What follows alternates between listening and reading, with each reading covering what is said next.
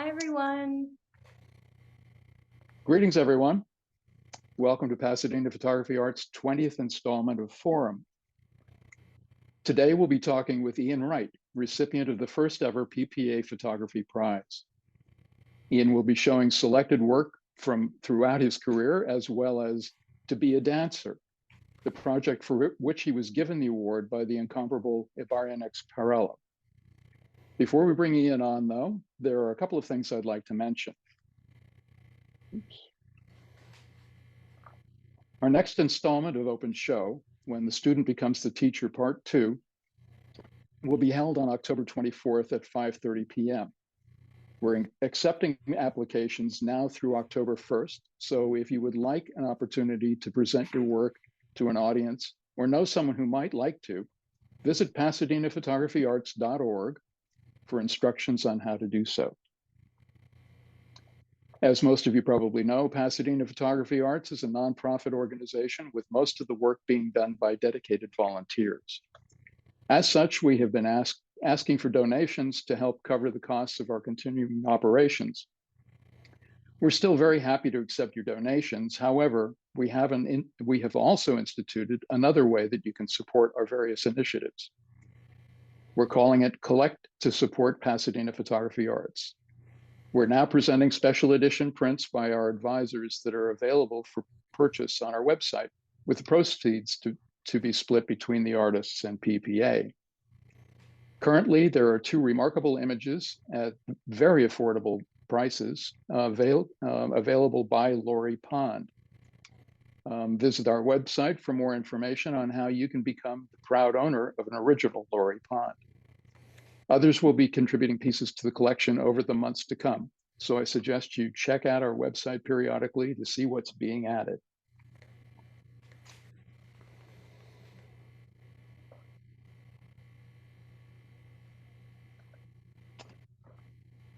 Ian Wright originally hails from Scotland, but now lives in Los Angeles by way of Germany. Although he has had a full-fledged career in science, his real passion has been in creating. He says that music and photography are where his heart truly lies, and that he has a never-ending interest in people, places, nature, and a good story. His work has been seen in exhibitions in Los Angeles and other places in the US, as well as Glasgow, Scotland.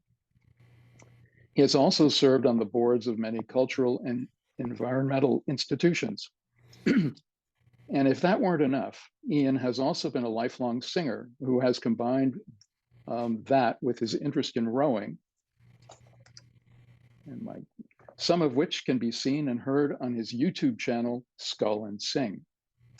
As always, I'd like to urge anyone with questions for Ian to enter them at any time during the talk in the chat. We'll address as many of them as we can at the end of his presentation during the Q&A. Oops.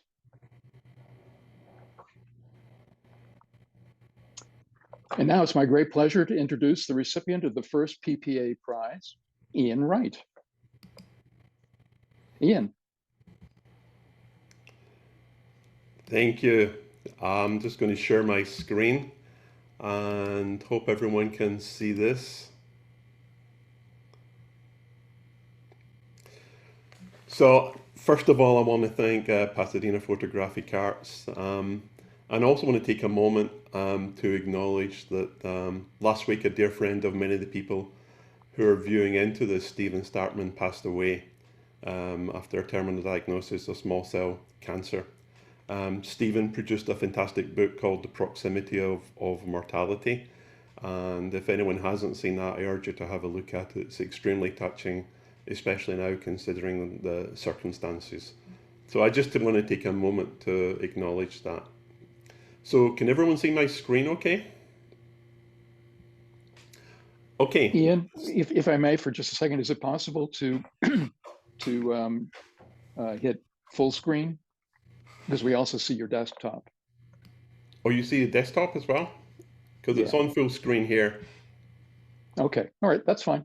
We can see it perfectly well. Okay, so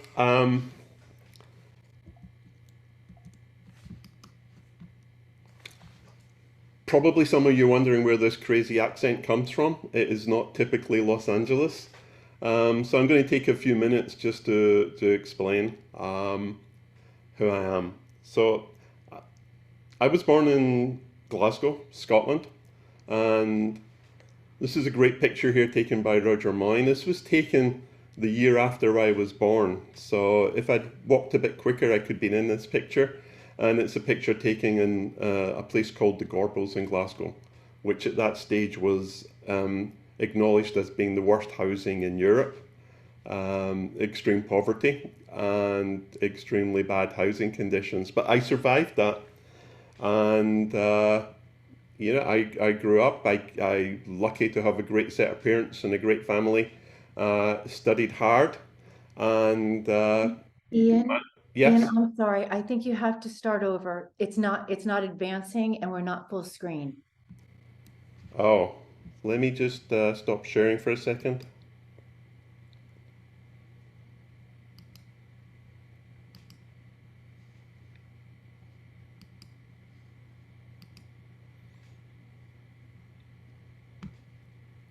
Much better. Does that work now?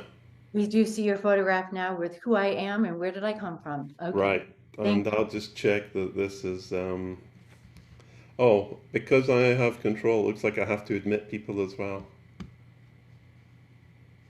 Okay, so as I say, I grew up in Glasgow, Scotland. I studied hard, and I got to the stage in my education where I had to make some decisions. I had a good set of teachers who were pushing me to go to drama school, the Royal Scottish Academy of Drama and Music. I said no because I want to become a scientist. I was terrible at maths, so the only science that is really available for people who are bad at maths is biology, so I became a biologist. And that led me to my first career.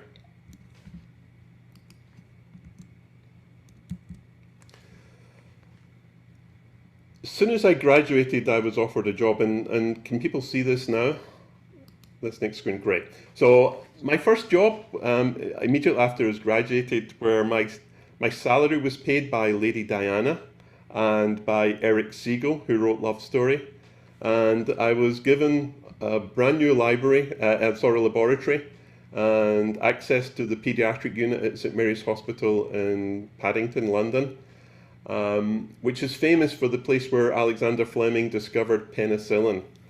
His lab was on the second floor window. This is the actual windowsill where he left his plates out by mistake and found out that penicillin stopped the bacteria growing. My lab was the one directly above that. So if I had been, 50, 60 years earlier, I may have been the person who caused the penicillin to drop onto his plates. So I was at that stage headed for an academic career and PhD, but I decided that no, it wasn't for me. A life of academic poverty was not what I wanted. So I joined a company started by this guy here, who was Emil von Behring, who won the first Nobel Prize for medicine for his work on diphtheria. And through that, I stayed with various companies, but almost always the same company, and eventually ended up as head of global R&D for diagnostic tests for Siemens Healthcare. That was great. I had a wonderful career. I loved it very much, but decided that I would like to retire early when I could afford it. And that then led me to the next question, which was what I really love, which is working in art and music and song. This is a self-portrait of me, and I'm going to come back to how that came around in a second. So what got me here? My background in music really is coming from a family of singers. And from an early age, our family all had to sing songs at big family parties, and it was a lot of fun. I then sang in chorale, and a few years ago sang in the chorale at National Music Festival, singing Verdi's Requiem. which if anyone's ever who are familiar with the music, singing a triple choir and double orchestra, Verdi's Requiem is the most visceral sensation you can possibly have. Also, and especially true in the last few years, playing music with friends has been so important with me. I've most weekends still online play with a group of people who are very important to me from the East Coast, and we just sit for 2 hours and swap songs. New songs, old songs, the same songs, and it's such a great experience and really got me through the last couple of years as well. Also, in the last 3 or 4 years, I really started to get interested in photography. And some of the people named here are people who have been really important in shaping how I do things and what I do. Jen McClure, I took a class on self-portraits, and men are the worst for taking self-portraits. We're so fragile, our egos are so fragile, we're so tied up in our machismo that to expose ourselves in self-portraits is a difficult thing to do. But that really changed how I think about photography and what I do. I also did workshops with Laurie Verba, Joanne Dugan, Aline Smithson, who everyone knows, and also Marianne Holm Hansen. And my great partner, Karen Constein, has been a great influence on me as well. And through these last 4 years, I've tried to interplay how text and photography and music come together and how they can match with each other. But I did want to acknowledge these great mentors, influencers, and say thank you to those people as well. So now I'm going to talk about some previous photography projects I've been involved in, and hopefully you'll start to see some continuity in how my mind works. I know it's scary, but some feeling in what I do and how I do it. And this first project came around, and these things all start different from sometimes. This really started as a song and ended up as a photography project. Quite a few years ago, I had a friend who came to me and said, would I look at a violin of his friends? At that stage I was collecting old violins and I was doing some work on them, and could I do anything to fix it up? So he showed me this violin in an old dusty box. The violin was in pieces, and he said, can you do anything? I said, I'm not a professional, I'll try. And I fixed up the violin, and it was really a beautiful violin. It's actually this violin here. I don't know if you can see on the small screen, but she's one of the delights of my life. And so I loved it so much I said I'd like to buy it from you now it's fixed up, and he said, no, I'm going to give it to you. And I said, why? And he said, because my grandmother gave it to me, and every time I look at this violin in the mess and state that I've let it get into, I cry. And now that you've fixed it up and it's so beautiful, I want you to have it and play it. Which was so touching, and he would not take money, so I said, what else can I do for him? So I wrote a song about the violin and recorded the song, gave it to him and his family. And if we have time, I've threatened him to actually sing the song at the end of this meeting if we have some time. So, this is the story of this violin. Take her, he said, I didn't understand. Fix her, he said, he put her in my hand. I'm sorry, he said, she doesn't look too good. She's sad, he said, pieces of broken wood. I loved her, he said, my grandmother gave me this. From Venezuela, I saw through time's mist. She sounded so sweet, I knew I was in love. A gift from Miguel, an angel from above. I worked with joy until she sang again, songs from my past, of mountain, sea and glen. I tried to play, should old acquaintance be forgot, never brought to mind. I played the flowers of the forest are all weed away. I played my love is like a red, red rose. but she played Mollendo Café, en pena de amor, una tristeza, ya va Emmanuel y su amargura, pasa incansable la noche Mollendo Café.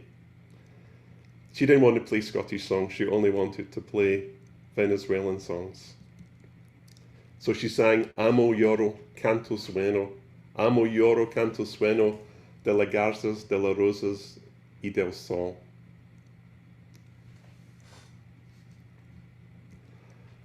And I gave the song to Miguel for him, his children, and his abuelita.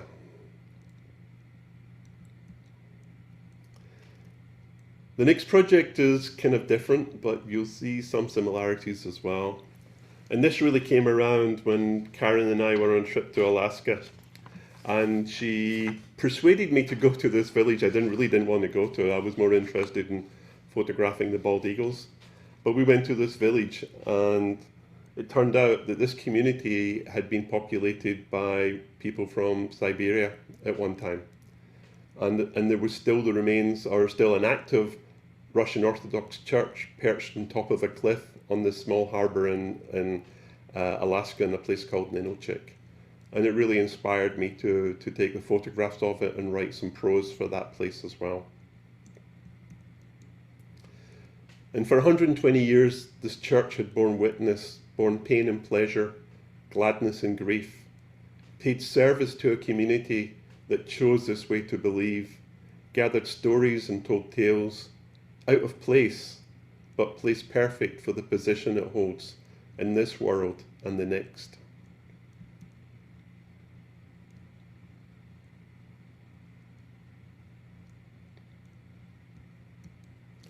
And a fence stands silent guard, lest the dead escape, lest the selkies return, lest the flowers make their break for freedom. And the sky waits above, and the sea watches on, and the wind sings with the voice of those who have gone.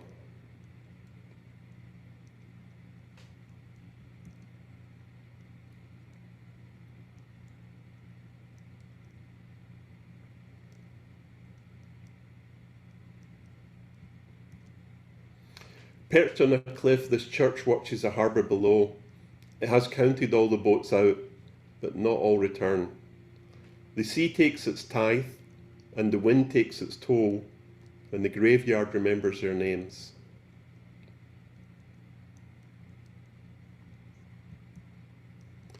There's no bell in the spire to ring out a wedding, a birth, some good news. Only widow walk windows to watch over the dead and see if the living return.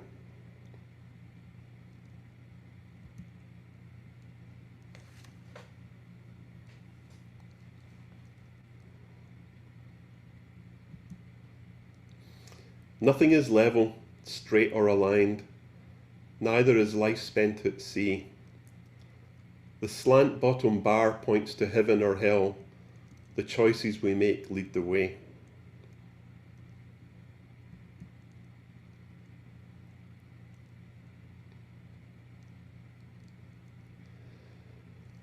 So you see, by this stage I was toying with how realistic I wanted my photographs to appear, and sometimes I did, but sometimes, especially when I'm talking about things remembered, I wanted to introduce a blurriness and ambiguity that often impacts our memories.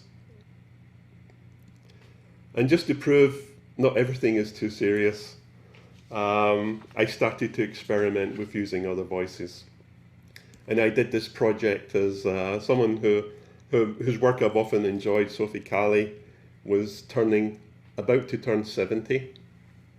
And I thought, I wonder what it'd be like to be inside her head, although not actually her head, but an imaginary figure I imagined of a woman turning 70 who'd led a life of gay abandon and was looking back at some of the things that she happened. I also want to show that I don't totally live in a monotone world of black and white, so there's some colour involved in these as well. This is called 70. On the day she turned 70, he told her he was looking for more freedom. She'd been told he was seeing an exotic dancer. However, she did not believe Her competition was either a dancer or exotic. So she granted him his freedom a tad sooner than he had expected it. Her mother appears. Her mother was not omnipresent, but she did have the annoying habit of popping into her mind at the most inopportune moments. Sophie could deal with this, but her lovers were often surprised.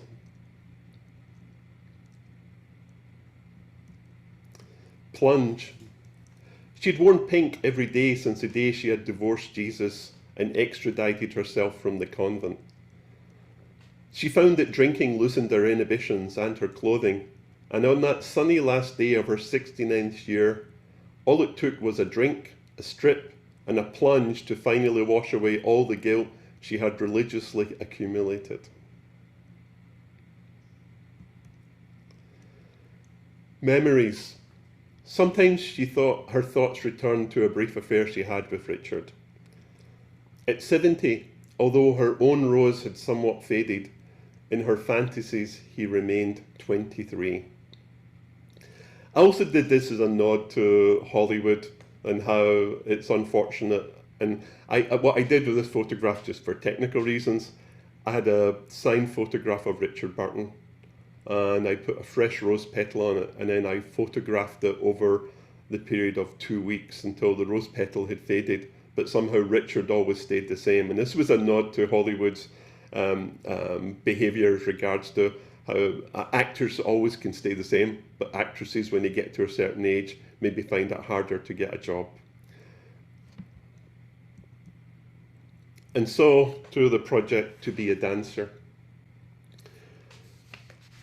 This project I undertook in Cuba, and this is a totally made up story.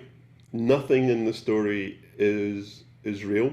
Obviously the people in the story are real to themselves, but the story I've made up is completely fictitious. And only one person in the story actually plays themselves.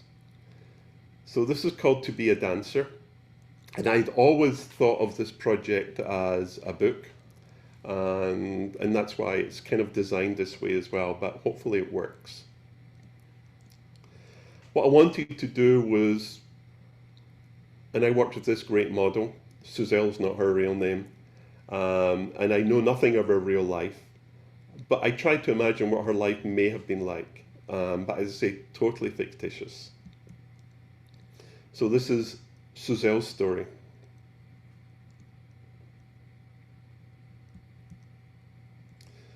My childhood was not a happy one. I was a loner. I was a watcher.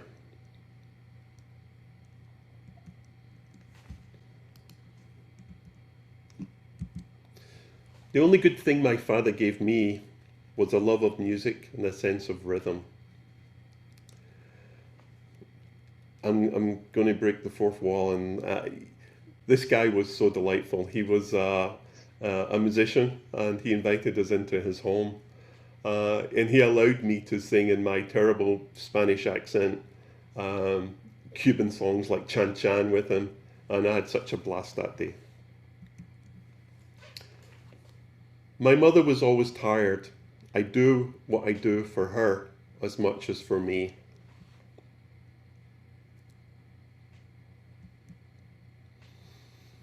The happiest times I had were with Amarillo. We went everywhere together.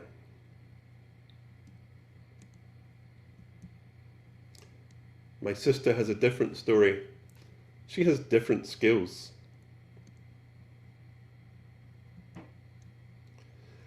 When I was young, they could not stop me.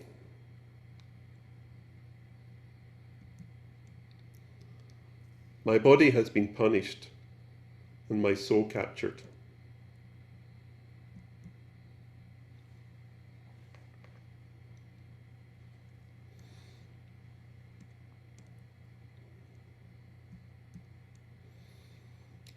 Only dancers know the pain and injury that dancing gifts to us. Only dancers know the pleasure from even a few moments of rest.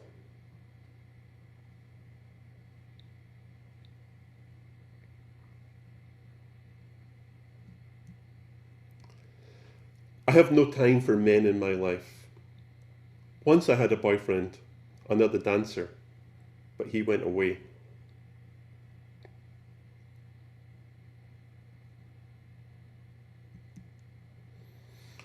I don't know what the future is for Cuba or for me.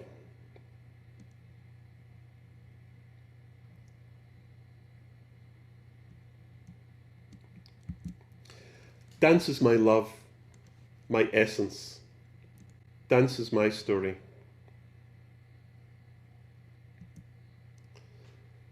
I'm still a loner. I still watch.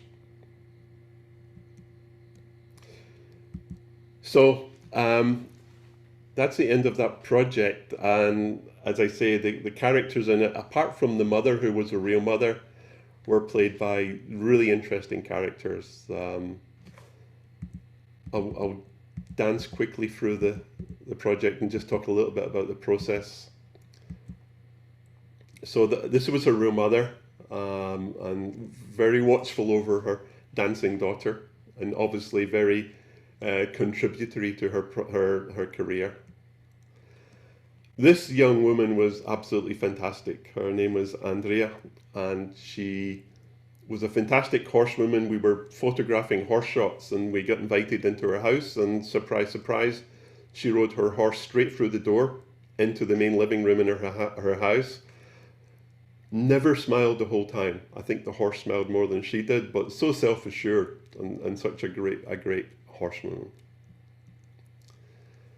The implication I had here, I didn't want to be too explicit that maybe her sister had skills in entertaining men, is a different dancer, and as far as I know, is pure as the driven snow, but she had to play a character in this story. And this is taken just downstairs from one of the most famous restaurants in Cuba, where they dry the tablecloths, and we had great fun photographing dancers that day. And this model had such an incredible personality, and was so easy to work with.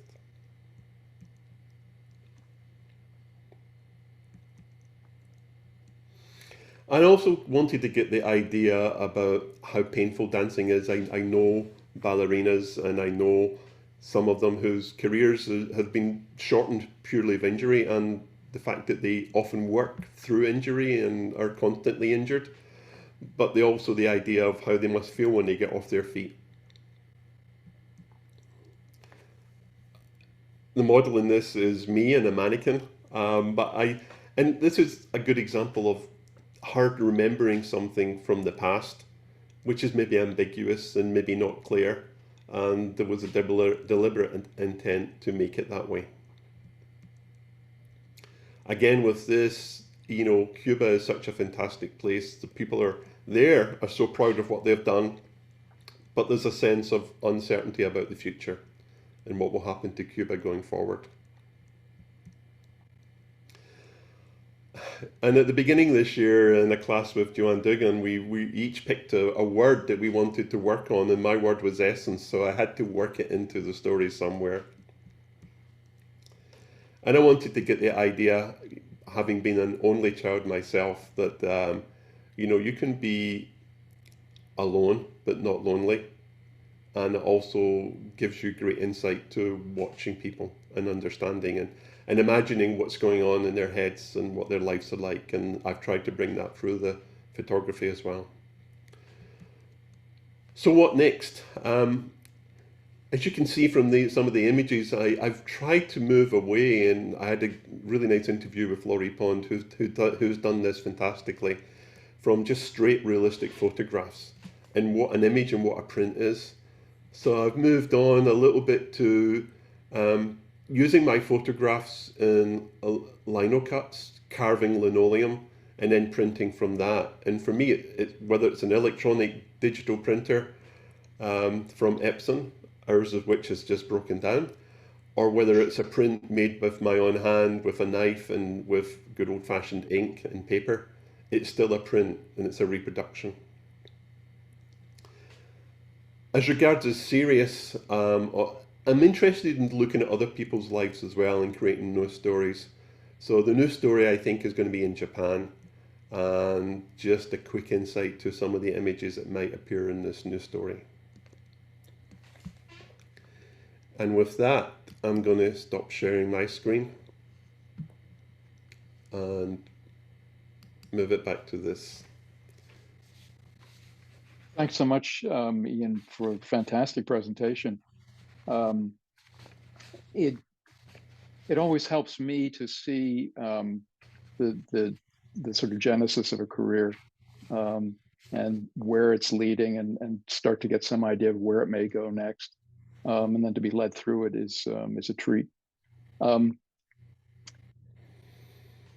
I have one question for you that came up for me as I was watching.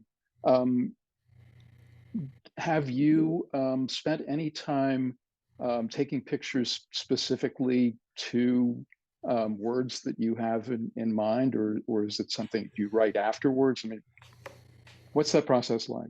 So it's very much like songwriting itself, and anyone who's written songs will say sometimes the words come first, sometimes it's a portion of words, sometimes it's two chords. So for example, the Violin Cafe, the words definitely came first because it came from the music. So the music came first, the words came next, and then the photographs came later. With the Cuban series, it was a whole mixture. So I had a lot of images, and then I had this idea of formulating, well, what's it like to be a Suzelle? What is it like to grow up in Cuba as a ballerina? And then the images and the words came together at the same time. For some, I had to search for images and change the story. The biggest challenge with the dancer was editing the text. I got some great help from Marianne Holm Hansen at Strudel Media, and it was really taking anything descriptive out of the text. Anything that described what was in the image was unnecessary. So really going through what was originally a lot more text and stripping it out until you get to the bare essentials, which I suppose, which is what poetry is a process I had to go through there. Very interesting. I know that you're aware of this. Ibarionex put together several questions for you, and I'd like to pose them to you if I can. His first question was, what led you to move beyond creating singular images and bring them together as a narrative with the inclusion of text? I mean, we've talked a little bit about that, but maybe you can talk about the genesis of that. It was extremely easy. As you can hear from my voice, I have a Celtic background. That's not the right answer. And well, it is the truth though, because storytelling is such a large part of my culture. And many things, music story was for an awful long time until the advent of radio and gramophone records and recorded music passed by word of mouth from parent to child, from mother to son, mother to daughter.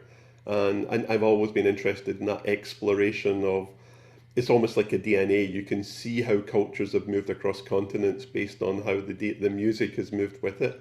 Now, recorded music in the 20th century changed all that, of course, but my family always told stories, always told jokes, always sung songs. So, you know, when I look at images, I can't help myself but think about the stories that are involved in the images. It's not something I can deny, it's not something I try, it just happens. Ibaronex's next question is, how much pre-planning and conceptualizing goes into the creation of the images? Again, it depends on where I am in the process.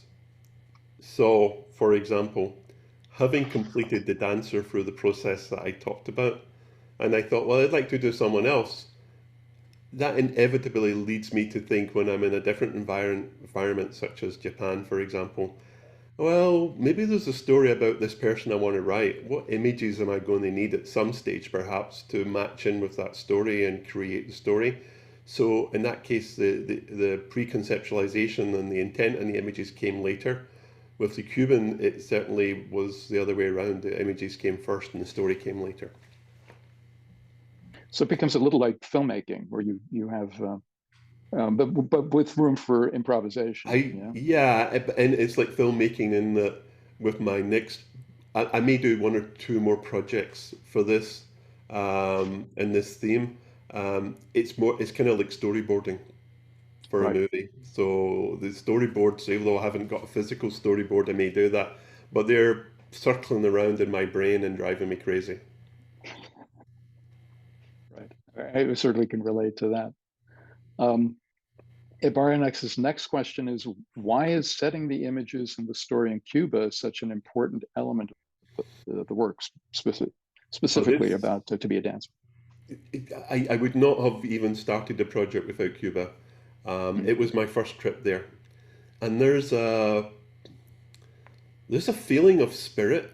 I don't want to get into Santeria or anything else like that, but there's a palpable energy in Cuba which just explodes itself into song and dance and storytelling, which is hard to deny. And so, I threw myself in feet first and wallowed in it and loved it and enjoyed it.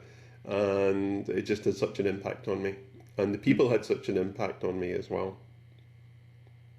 So is Japan as a next location for a project, sort of, Almost because certainly. that doesn't sound like Japan at all. I mean, it's a very different And culture. it doesn't need to be. It doesn't need to be because the story that I want to tell of a person in Japan is a different story and impacted by different cultures, impacted by a different history, and will definitely be a different character. This person will not be a dancer. Right. Um, Ibarionex asks next, how important is collaboration between you and your subjects? I'm not a commercial photographer by any stretch of the imagination. I don't have the experience that I see people like Mark Carson and other people in Ellen here who have worked as commercial photographers and knowing how to move models around and how to get what you want from them. I'm learning that process, but I think I have the ability to connect with the people I'm trying to photograph. Um, and I'm still learning this craft. But as I move forward and as I change the process to what I described for Japan, there definitely was more intent in how I used the people I was photographing, and that I had some feeling, if not in a direct storyboard, and what I might want to get out of it. So, for example, when I was in the sumo stable, I knew the kind of shots I might want to use from the Rishke there and the wrestlers, and other aspects, other craftspeople I met there. So it was kind of formulating in my mind at that stage. So definitely more intent with how I discussed with the models and how I moved them around and what I wanted to get. And not just the models, I mean people on the street. A lot of the photographs that I took in the Cuba session, but also the ones that appear in the Japanese one, were people on the street as well. But chance moments that resonated with me that thought, hey, I'm going to use that in the story. There's a place for this image. There's a place for this character in this new story. That's very interesting. Ibarionex has one more question for you. Is this an ongoing project? Well, I think you've answered that. What are your hopes for it in the near future? Well, that you haven't so much discussed. So. Yeah, so I mean, obviously, all these images that I showed were digitally manipulated, but I have a great interest in the craft and technology, say, of wet colloidal plates. I definitely have an interest in other works on paper. Karen and myself have collected works on paper. The process of printing is something that fascinates me, and I want to combine the photograph with a more visceral, physical print medium as well. We're in the process of moving house, so I don't have my stuff set up, but when I have it set up, I'm going to return back to doing some physical lino cut prints. Yeah. Great, interesting. Well, that is the last of Ibarionex's questions. So what I would like to propose is that, first of all, do we have, I'm going to ask my fellow advisors if we have any questions in the chat. that we Yes. might ask Ian? We do. Rollins was wondering how you ended up choosing to go fictitious with the story versus doing it more of a documentary type project. As I said, I'm not a commercial photographer. I have such a great respect for the discipline involved in documentary photography. I don't have the patience to research the stories the same way.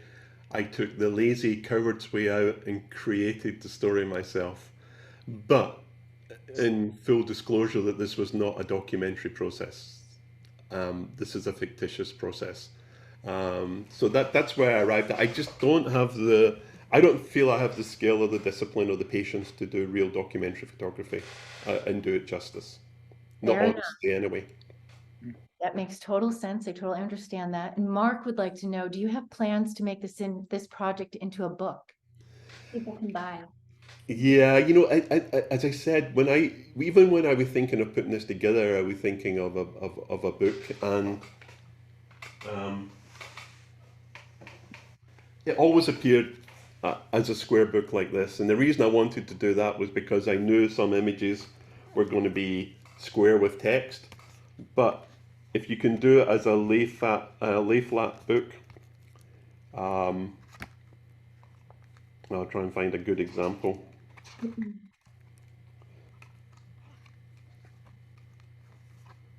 Aye. So when it lays flat, you get images like this, which then become very horizontal and become a much bigger image. So even though this is only 7 inches by 7 inches, I could do it bigger, I may, but this is how I'm thinking just now. It would It's be. beautiful.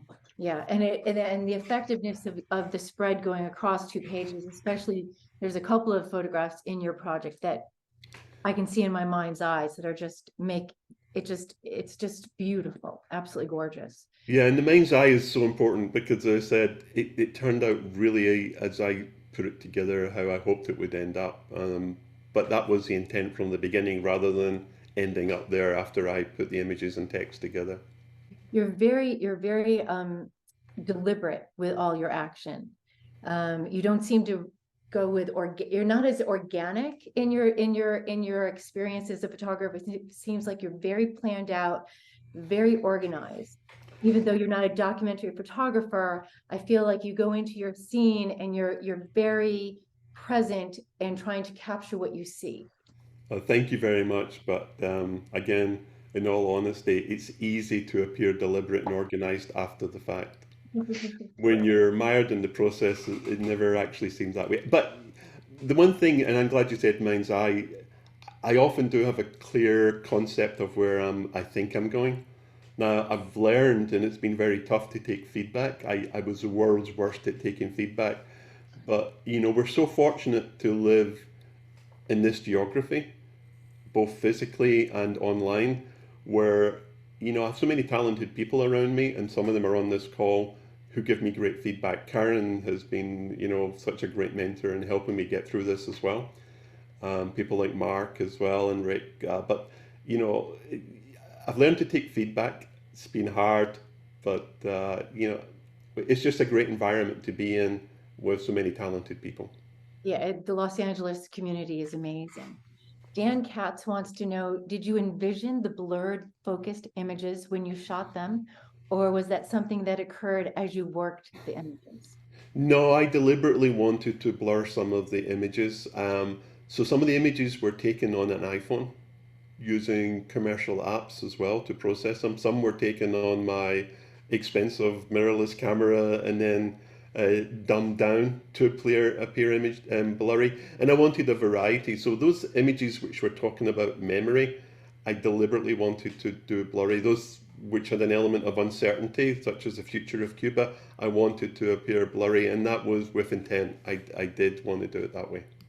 And they're incredibly effective and beautiful. So you actually really did do the job that you intended to do. And I just want to read a few comments. Someone wrote, beautiful presentation. So appreciate the way you bring music, voice, text, and images together. They are also powerful on their own and magical and further elevated when they come together.